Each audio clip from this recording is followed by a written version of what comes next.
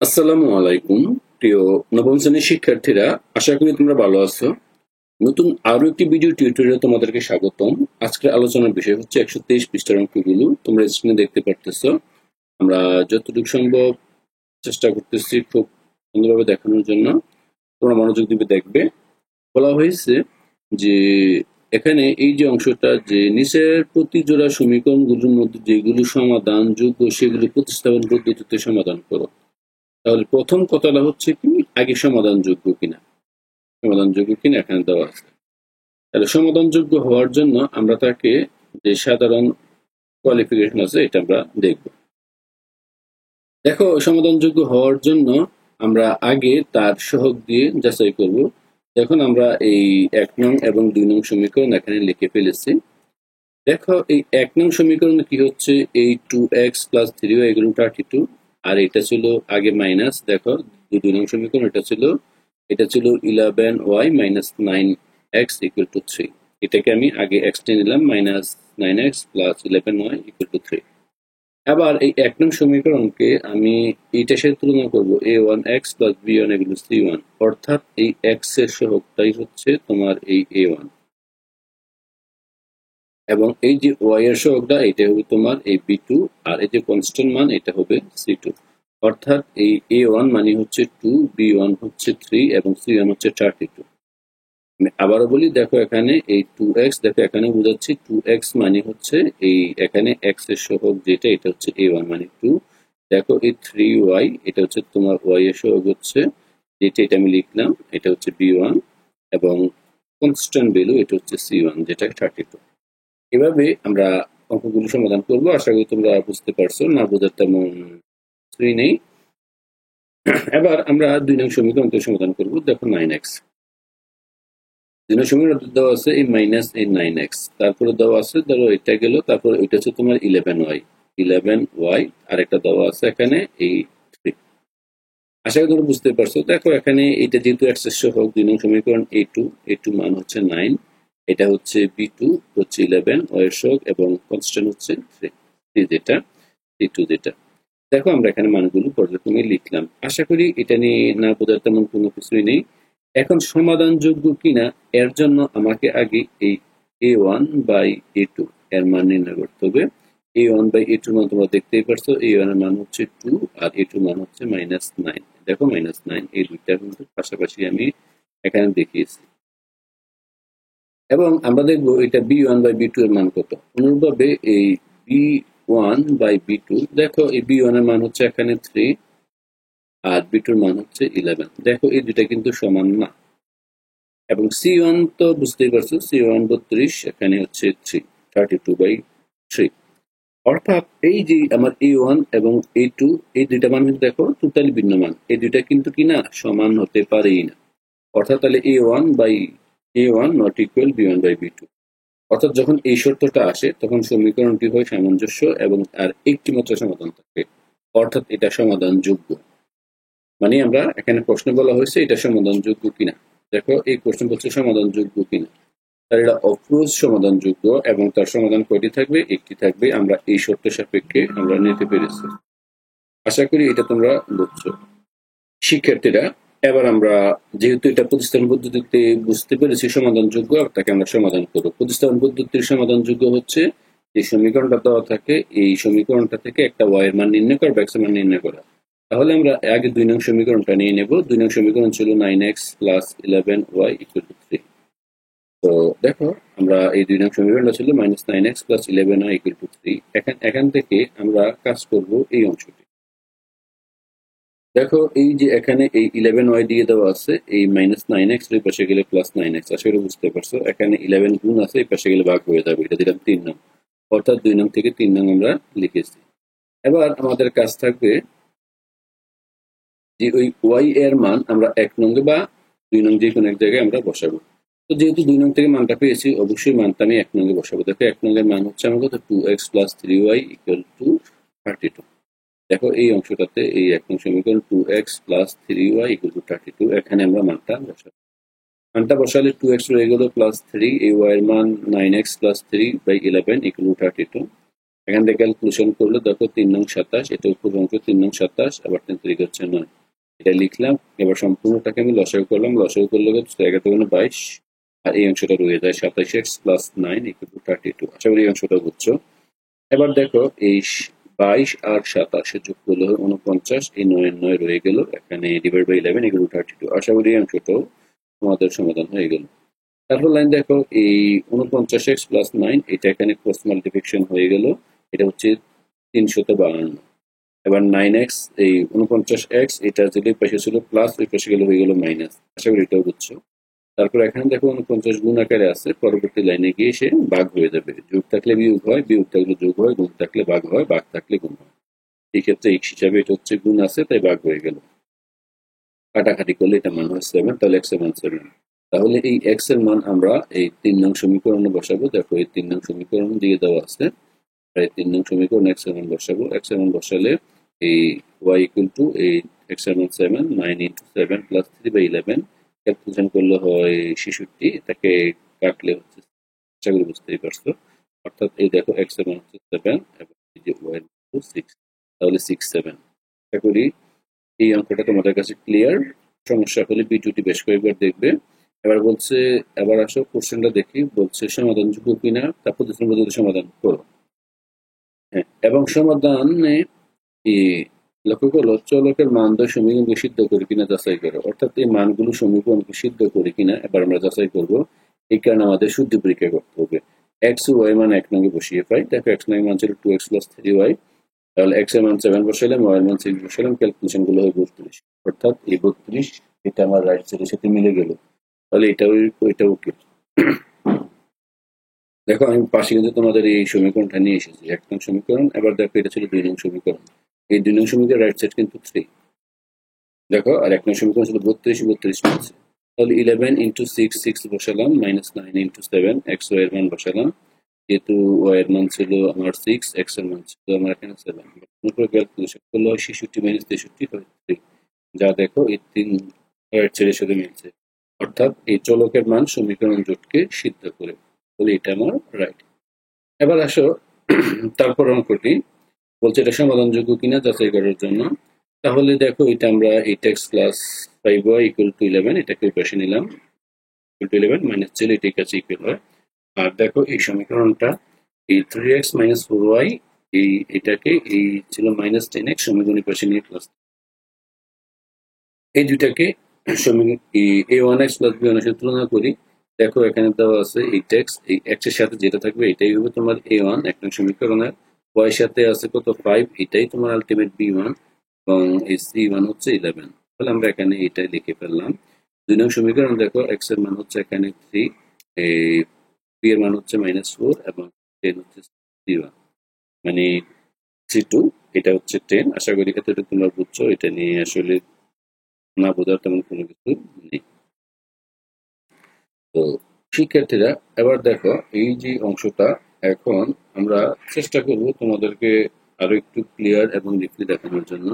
এখানে আমি a1/a2 নির্ণয় করলাম। a1/a2 কত 8/3, তো রয়ে গেল। a1/b2 হচ্ছে এই 5, দেখো এই মাইনাস কত 5/4, এবং c1/c2 হচ্ছে 11/10। সেটা বুঝতেই পারছো। অর্থাৎ আমার এই যে দুইটা মান a1/a2 এর মান দেওয়া আছে 8/3, আর আমার এখানে b1/b2 এর মান দেওয়া আছে -5/4। দেখো এই দুইটা কিন্তু সমান, অর্থাৎ নট ইকুয়াল। তাই অর্থাৎ a1/a2 b1 এর নট ইকুয়াল, অর্থাৎ সমীকরণটি সামঞ্জস্য, তার এবং একটি মাত্র সমাধান আছে। এখন এই সমাধানটা আমরা প্রতিস্থাপন পদ্ধতিতে করব। আশা করি তোমরা সহজে বুঝবে। যদি তারপরেও তোমাদের মনে হয় প্রবলেম, সেক্ষেত্রে অবশ্যই কমেন্টস করবে, আমরা চেষ্টা করব আরো সুন্দরভাবে বুঝিয়ে দেওয়ার জন্য। তাহলে এই অংশগুলো শিক্ষার্থীরা তোমরা যদি মনে করো তোমাদের প্রবলেম, সেই ক্ষেত্রে ভিডিওটি বেশ কয়েকবার দেখবে, দেখলে তোমাদের স্পষ্ট হয়ে যাবে। এবার আমরা এই সমীকরণটাকে এই প্রতিস্থাপন পদ্ধতিতে আমরা সমাধান করব। দেখো এই প্রতিস্থাপন পদ্ধতি সমাধান করার জন্য 1 নং এবং 2 নং এখানে দিয়ে দেওয়া আছে। 1 নং সমীকরণ হতে আমি x এর মান নির্ণয় করলাম, দেওয়া আছে 8x + 5y 11। আশা করি তোমরা এটা বুঝতে পারছো। দেখো এটা হচ্ছে এই অংশটা দিয়ে দেওয়া আছে।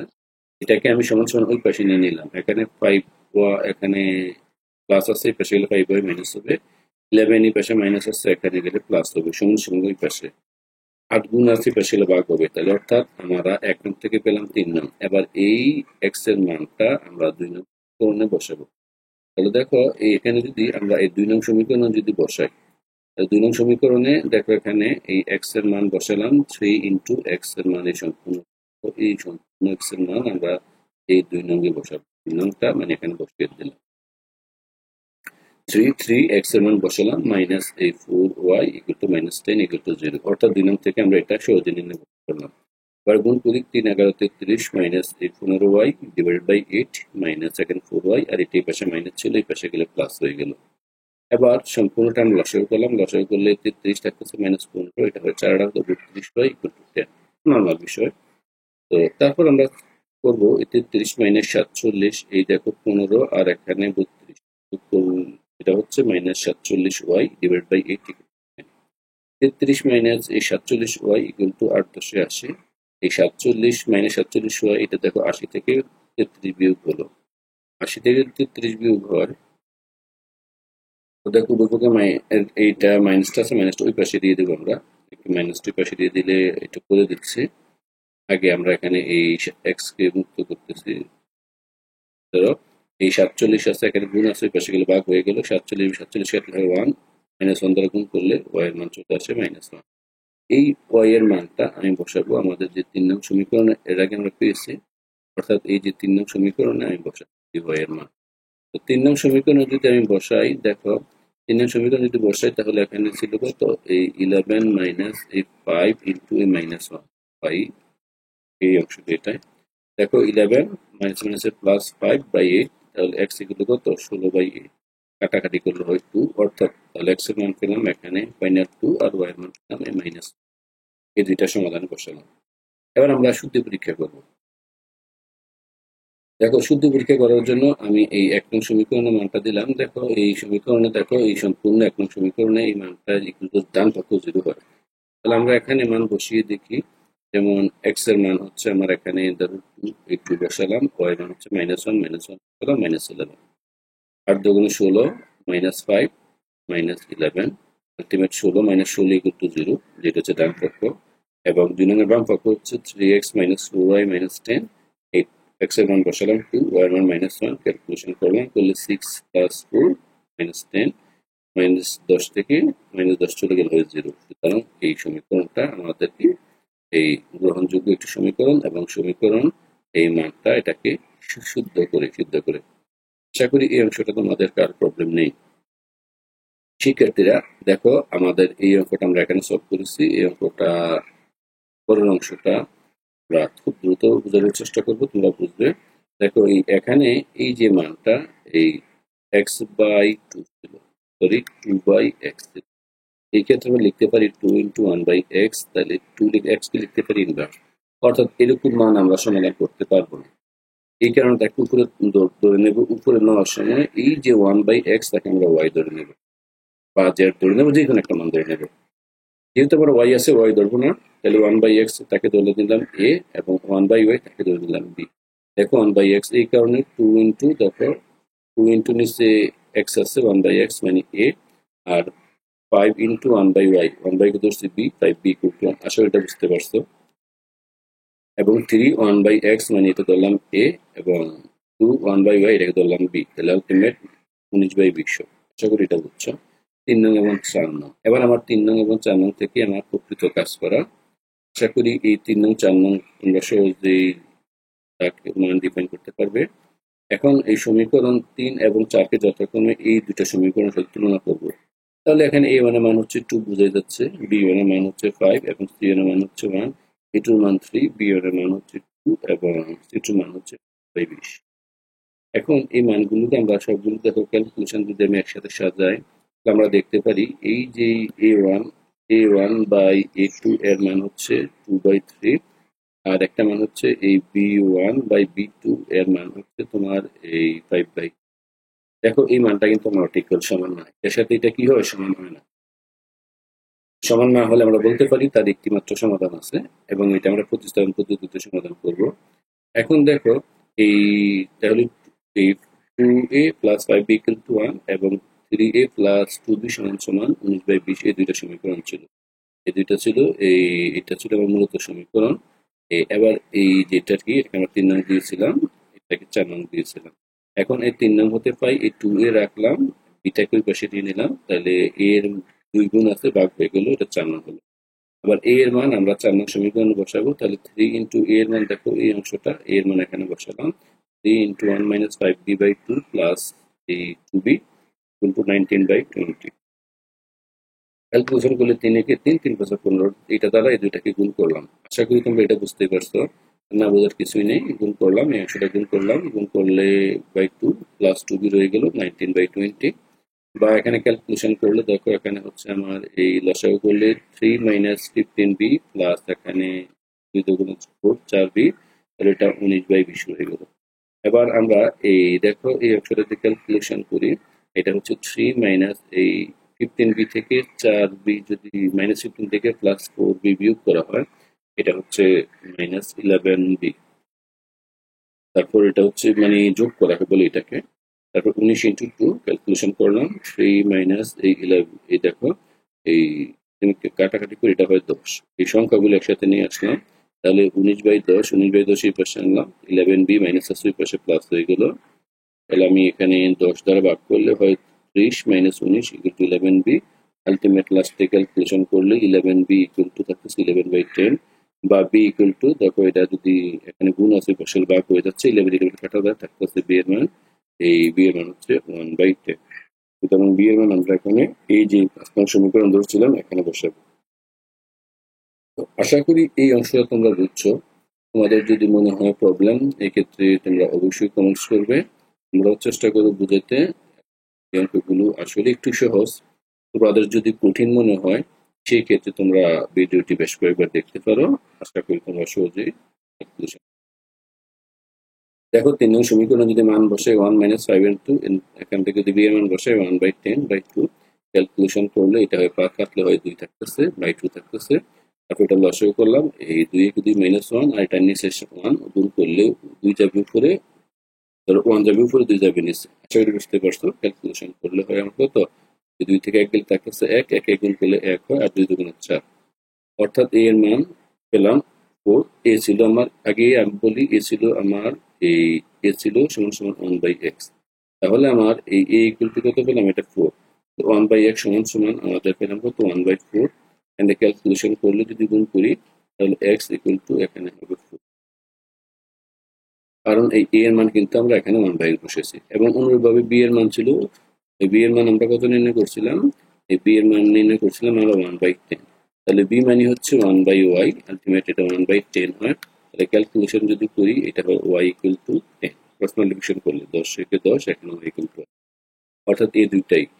এবার শুদ্ধ পরীক্ষার মাধ্যমে এখন 2 নঙ্গে আমরা শুদ্ধ পরীক্ষা বসাবো, মান বসানোর পরে আমরা ডান পক্ষ বাম পক্ষ পেয়ে যাবো। অঙ্কগুলো করে দেওয়া আছে, আমি জাস্ট নতুন করে মানটা বললাম না, x এর মান বসালাম 4, y এর মান 10, বসানোর পরে দুইটাকে আমরা সাধারণভাবে কাটাকাটি করলে এটা হচ্ছে 1/2, এটা হচ্ছে কত আবার 1/2, 1/2 যোগ করলে আলটিমেট 1 হয়, ডান পক্ষ সমান। 3 নং সমীকরণ সেম ঘটনা, এই a b এর মান x y এর মান বসানোর পরে আর মানটা হবে 19/20। এবার আমাদের যে সর্বশেষ যে অঙ্কটা দেখো, এটা হচ্ছে সমাধানযোগ্য কিনা তা যাচাই করার জন্য। তো এখানে আমরা সহজভাবে করার চেষ্টা করব, না বুঝলে তোমরা অবশ্যই কমেন্টস করবে। প্রিয় শিক্ষার্থীরা, এবার আমরা দেখব তার লাস্ট কোশ্চেনটি। দেখো এখানে বলছে x plus y equal to p plus q এক নং সমীকরণ, এবং p x minus q equal to p square q square, এটা 2 নং সমীকরণ। এখন এই 1 নং সমীকরণকে আমি এই a x plus b y equal c one এর সাথে তুলনা করব, এবং 2 নং সমীকরণকে a two x plus b two y equal c two এর সাথে তুলনা করব। তুলনা করে আমরা যে অংশটা পাবো, এখানে দেখো এই এ ওয়ান এর মান এক্স এর সাথে আছে 1, তাই এ ওয়ান এর মান হচ্ছে 1, ওয়াই এর সাথে 1 তাই 1, সি ওয়ান এর মান হচ্ছে পি প্লাস কিউ, এবং এ টুর মান হচ্ছে দেখো তার সহগ হচ্ছে পি, এই হচ্ছে তাই হচ্ছে এ টুর মান হচ্ছে পি, এবং মাইনাস কিউ দেখো এটার মান হচ্ছে পি টু এর মান, এবং এই সম্পূর্ণটার মান হচ্ছে এই সি টু কনস্ট্যান্ট। আশা করি তোমরা এটা বুঝতে পারছো, এক্স ওয়াই ভিন্ন পদ তাই এটা সি টু। এই অঙ্কটা খুব ইম্পর্টেন্ট, এটা পরীক্ষায় আসার মতো, তো একটু মনোযোগ দিবে। এখন আমরা দেখবো এটা সমাধানযোগ্য কিনা। দেখো a1/a2 মান হচ্ছে 1/p এবং b1/b2 মান হচ্ছে 1/q এবং c1/c2 মান হচ্ছে আমরা p plus q p square q। তাহলে দেখো এই দুটাই কিন্তু প্রথমে সমান হবে না, একটা 1/p 1/q, অর্থাৎ এই দুইটা কিন্তু 1/p আর দেখো এখানে মাইনাস 1/q, এই দুইটা কিন্তু কখনো সমান হতে পারে না, তাই নট ইকুয়াল। দেখো নট ইকুয়াল, যদি এমন হয় তাহলে সমীকরণটি সামঞ্জস্য এবং তার একটি মাত্র সমাধান থাকবে, এই অংশটি। দেখো যখন এই শর্তটা পড়ো তখন মান কিন্তু এই দুইটা সামঞ্জস্য হবে এবং একটি মাত্র সমাধান। তাহলে একটি সমাধান নির্ণয় করি। এখন দেখো 1 নং হতে পাই, 1 নং হতে আমার শুধু এখানে x এর মান নির্ণয় করবো। y এর মানটা নিয়ে নিলাম, p প্লাস q আছে, এখানে যোগ আছে, এটা সে বিয়োগ হয়ে গেল। x equal to p plus q এই মাইনাস y। আশা করি এটা বুঝতে পারছো, এটা নিয়ে কারো কোনো প্রবলেম নেই। এবার 2 নং সমীকরণে x এর মান বসিয়ে পাই। তাহলে 2 নং সমীকরণের মান ছিল px, দেখো 2 নং সমীকরণের মান ছিল px, তাহলে p ইনটু x এর মান সম্পূর্ণ বসালাম, x এর মান সম্পূর্ণ বসালাম, মাইনাস এই দেখো এই q y p square q square তার হুবহু হয়ে গেল। এবার এখানে দেখো গুণ করলে p square plus p q minus q y, এটা কিউ ওয়াই, এটা পি স্কোয়ার কিউ স্কোয়ার। এবার দেখো p square minus q square, এখানে দেখো এই এখানে পি এক্স আর এখানে কিউ ওয়াই, এই মানগুলো আমরা এখন পর্যায়ক্রমে এখানে ভালো করে দেখো পি স্কোয়ার কিউ স্কোয়ার এই পাশে আনলাম, তাহলে পি স্কোয়ার এই পি কিউ রইলো আর এখানে p square minus q square নিয়ে আসলাম, আর এখানে এই দেখো পি ওয়াই কিউ ওয়াই এই দুইটা আলাদা নিয়ে নিলাম, এই দুইটা একসাথে নিয়ে। এবার এখান থেকে এই যদি আমি দেখো এই পি স্কোয়ার বাদ যায়, তাহলে এখান থেকে আমি যদি এই কিউ কমন নেই, এই দেখো কিউ কমন নেই থাকতেছে আমার কত বলতে, কিউ কমন নিতে এখান থেকে এই p plus q equal to y, আবার এখানে পি প্লাস কিউ। আশা করি তোমরা এটা বুঝতে পারছো, এটা না বোঝা তেমন কোনো কিছু নেই। এবার এখান থেকে ওয়াই এর মানটা রাখলাম, এটা যেহেতু গুণ আকারে আছে এই পাশে নিয়ে আসলাম, পক্ষান্তর করে এইটা ওই পাশে নিয়ে নিলাম, তারপর ওয়াই এর সাথে গুণ আছে এই পাশে গেলে ভাগ হয়ে যাবে, কাটাকাটি করলে হয় শুধু কিউ, তাহলে ওয়াই এর মান হচ্ছে। এবার কিউ এর মান এই 3 নং এ বসাবো, তাহলে এখানে বসে ওয়াই এর মান কিউ বসালাম, ওয়াই এর জায়গাতে কিউ বসালাম, দেখো এখানে বসালে ওয়াই এর মান হয় কিউ, তাহলে এখানে কিউ বাদ যা থাকতেছে, তাহলে এক্স ওয়াই এর মান হয়ে গেল আমার কিউ। তুমি এটা বুঝছো, না বুঝলে কমেন্টস করবে। এবার আমরা শুদ্ধি পরীক্ষা করবো। 1 নং এ দেখো এক্স প্লাস ওয়াই, এক্স এর মান পি, ওয়াই মান পি, বসালে পি প্লাস কিউ অটোমেটিক মিলে যায়। এবং 2 নং সমীকরণ দেখো স্কোয়ার ছিল, এই পি এক্স, এক্স এর জায়গায় p, p by p square, q y, y এর মান হচ্ছে কিউ, কিউ বি পি, অর্থাৎ পি স্কোয়ার কিউ। তাহলে সমীকরণ জোট সমাধানকে যেটা করি এটা শুদ্ধি পরীক্ষাও তা সিদ্ধ হলো, অর্থাৎ সমীকরণ জোটটিকে সিদ্ধ করলো চলকের মান দ্বারা। তো আশা করি এই সবগুলো অঙ্ক তোমরা সহজে বুঝতে পারছো। আজকে এই পর্যন্ত, সবাই ভালো থাকো, সুস্থ থাকো, অসংখ্য ধন্যবাদ, আল্লাহ হাফেজ।